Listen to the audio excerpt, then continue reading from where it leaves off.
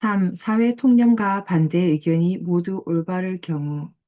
지금으로서는 헤아릴 수 없이 먼 미래의 일처럼 보이기는 하지만 어쨌든 인류의 지성이 아주 높은 수준에 진입할 때까지는 다양한 의견들이 제시되고 토론이 벌어지는 것이 유익하다. 그런데 우리는 그런 것이 유익한 주된 이유들 중 오직 두 가지 경우에 대해서만 고찰해 왔고 나머지 한 경우에 대해서는 아직까지도 언급하지 않았다. 즉, 지금까지 우리가 살펴본 경우 중 하나는 기존의 정설이 틀리고 어떤 다른 의견이 올 가능성이 있는 경우였고, 다른 하나는 기존의 정설이 옳을 때 반대자들의 틀린 반론들이 기존의 정설이 진리라는 것을 우리에게 더욱 명료하게 알게 해주고 우리의 지성 속에 더욱 깊이 각인될 수 있게 해주는데 필수 불가결한 것이 되는 경우였다. 하지만 두 개의 서로 상반되는 의견들 중에서 어느 한쪽이 옳고 다른 한쪽이 틀리는 경우보다는 둘 모두가 부분적으로 진리를 포함하고 있는 경우가 훨씬 더 많다. 이런 경우에는 기존의 정설은 단지 부분적인 진리만을 포함하고 있기 때문에 그 진리의 나머지 부분은 기존의 정설과 다른 의견에 의해 보완되어야 한다. 인간의 지각으로 명확하게 알 수 없는 문제들에 대한 대중의 의견들을 흔히 진리를 포함하고 있기는 하지만 진리 전체를 포함하고 있는 경우는 거의 없거나 전혀 없다. 진리를 어느 정도 포함하고 있는지는 차이가 있기는 하지만 그 의견들은 진리 중에서 오직 일부만을 포함하고 있을 뿐만 아니라 자신이 대변해야 하는 진리를 과장하고 왜곡하고 있고 그런 의미에서 진리와 상당히 분리되어 있다.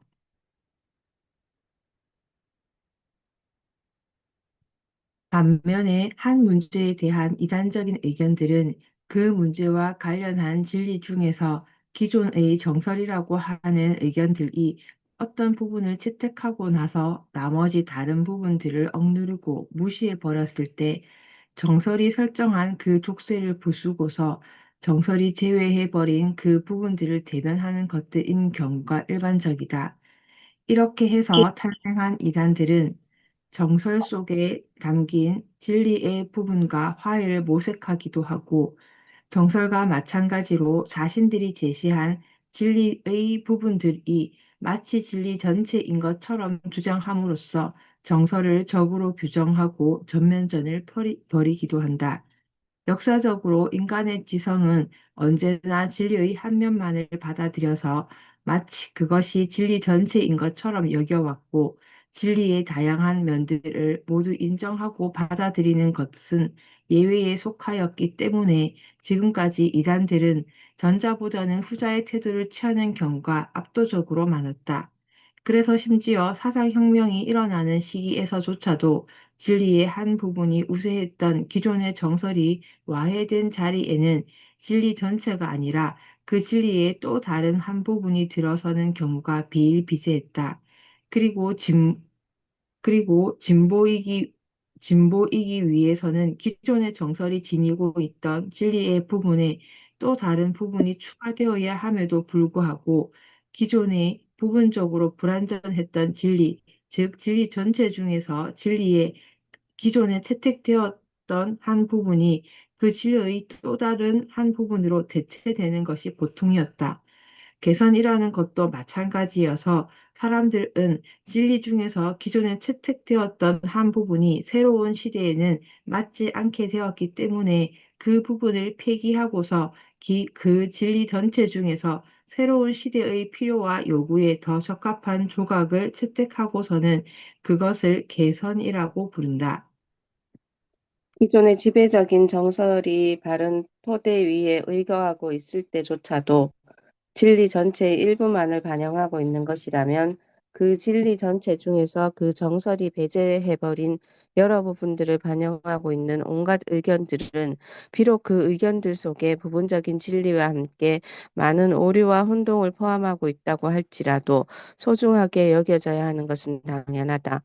인생사를 공평하게 판단할 줄 아는 사람이라면 어떤 사람이 진리와 오류가 혼합된 의견을 말함으로써 우리로 하여금 그런 의견이 아니었다면 보지 못했을 진리의 한 부분을 볼 수 있게 해준 경우에 사실은 우리도 그 사람처럼 진리의 일부만을 보고 진리와 오류가 혼합된 의견을 지니고 있다는 것을 알기 때문에 그 사람이 진리에 오류를 혼합했다는 이유로 그 사람에게 화를 내지는 않을 것이다. 도리어 다수 의견인 정설이 진리의 한 면만을 반영하고 있는 것이라면 소수 의견이 마찬가지로 진리의 한 면만을 반영하고 있다고 할지라도 그런 의견이 제시되는 것이 더 바람직하다고 생각할 것이다. 소수의 의견이 진리의 일부만을 반영한 것인데도 늘 그렇듯이 그들은 마치 자신들의 의견이 진리 전체를 반영하는 것인 것처럼 열렬히 주장하겠지만 그렇다고 할지라도 그런 기회를 통해서 사람들은 그 소수 의견에 반영된 진리의 한 부분을 주목하지 않을 수 없게 될 것이기 때문이다. 루소의 경우 18세기에는 거의 모든 지식인들과 그들이 이끈 모든 배우지 못한 사람들은 문명이라고 불린 것, 즉 근대적인 과학과 문학과 철학의 경이로운 업적들의 넋을 잃고 있었기 때문에 근대인들과 고대인들의 차이를 지나치게 과대평가해서 근대가 모든 면에서 고대보다 앞섰다는 신념에 빠져 있었다.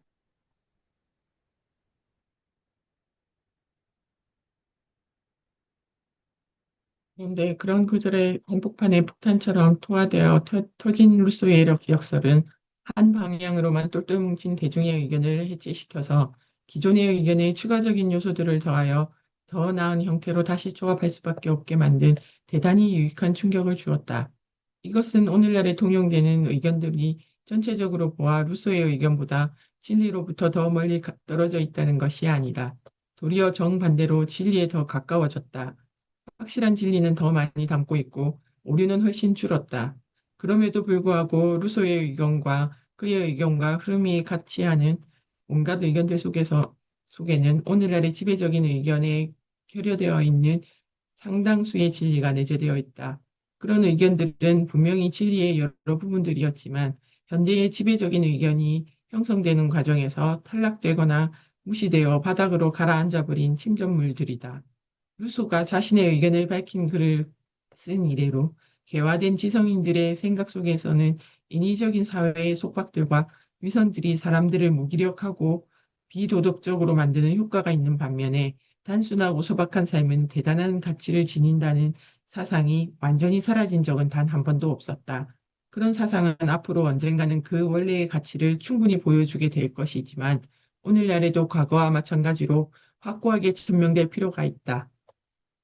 하지만 오늘날에는 이 문제와 관련해 말하는 것은 그 힘을 거의 상실했기 때문에 말이 아니라 실제 행동으로 보여주어야 한다.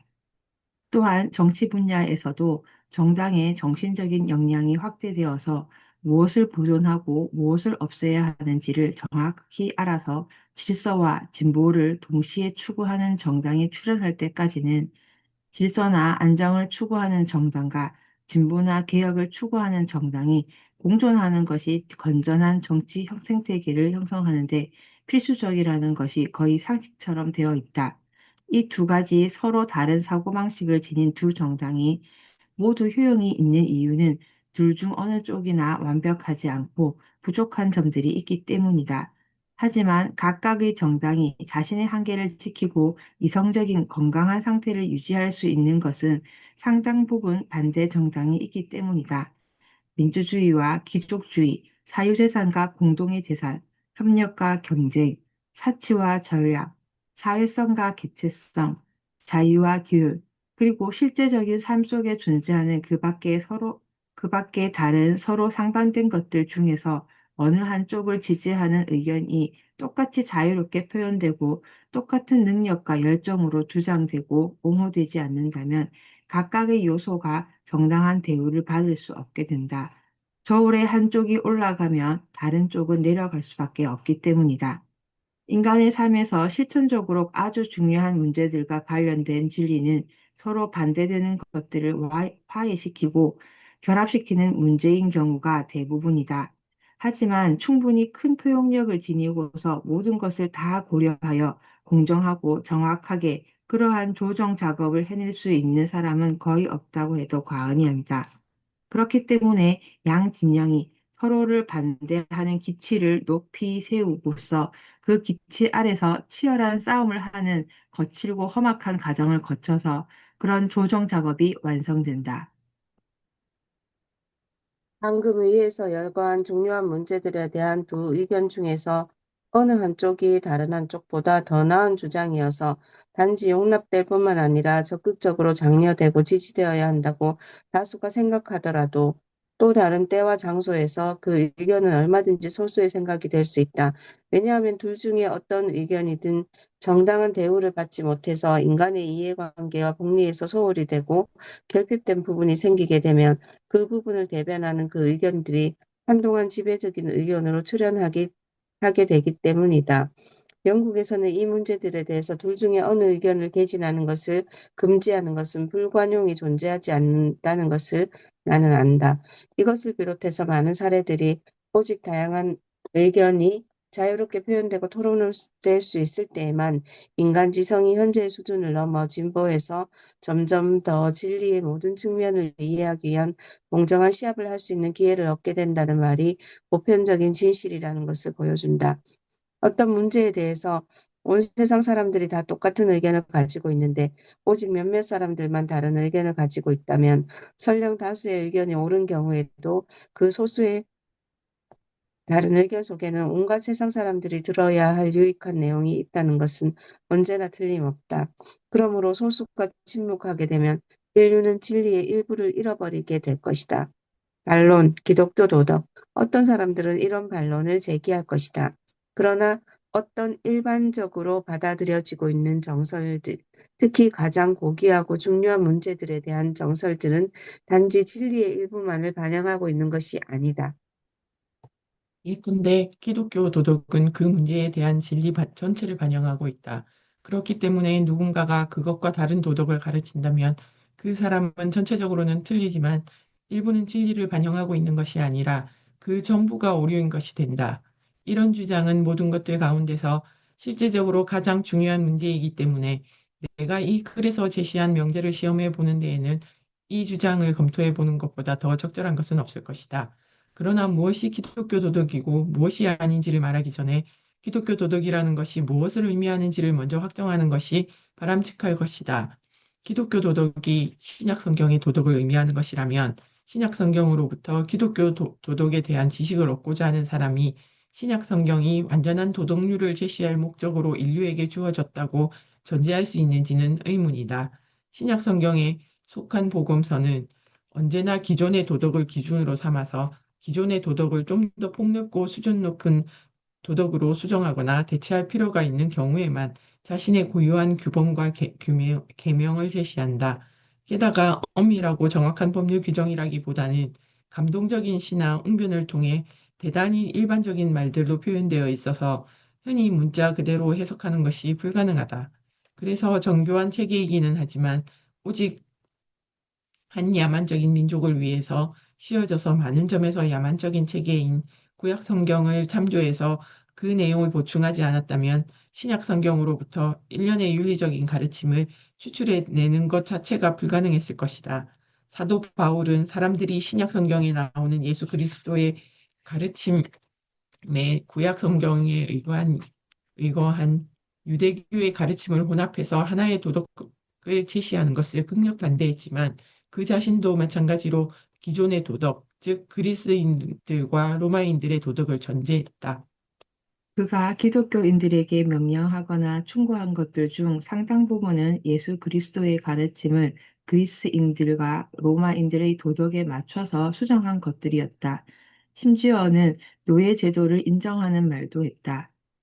신학적 도덕이라고 하는 것이 더 옳을 기독교 도덕은 예수 그리스도나 그의 사도들의 작품이 아니라 훨씬 후대에 생겨난 것으로서 카톨릭 교회가 처음 5세기에 걸쳐 점진적으로 구축해 놓은 체계였다.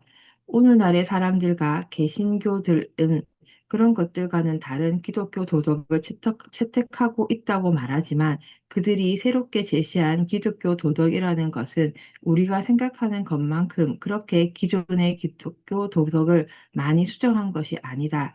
그들은 대체로 중세 시대의 여러 분파들이 각각의 성격과 성향에 맞춰서 새롭게 추가한 것들을 잘라내는 것으로 만족했다. 나는 인류가 이 도덕과 그 초기 교사들에게 많은 빚을 지고 있다는 것을 절대로 부정하고자 하지 않는다.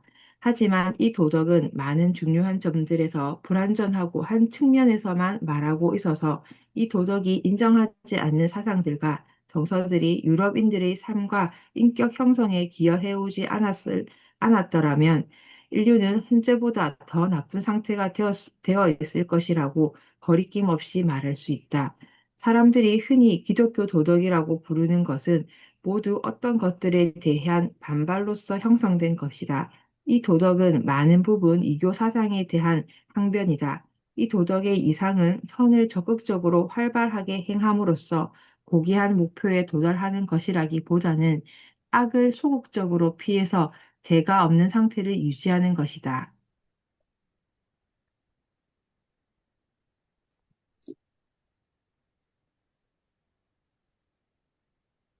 그래서 누군가가 아주 정확하게 표현했듯이 기독교 도덕의 계명들에서는 무엇을 하지 말라는 명령이 무엇을 하라는 명령보다 훨씬 많다.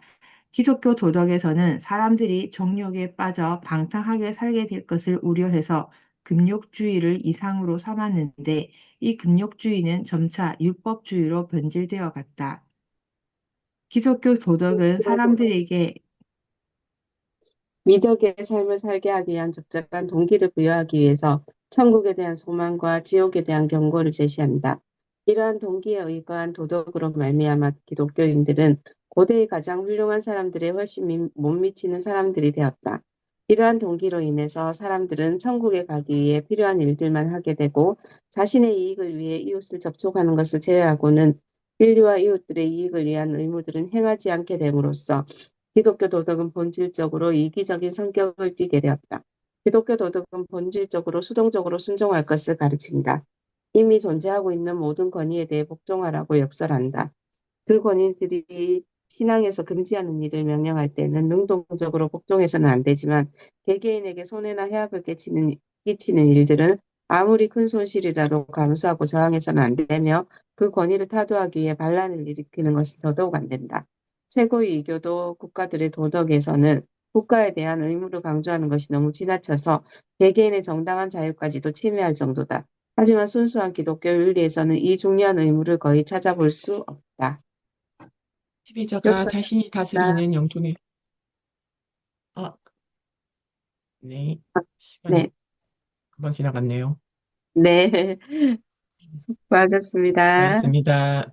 수고하셨습니다.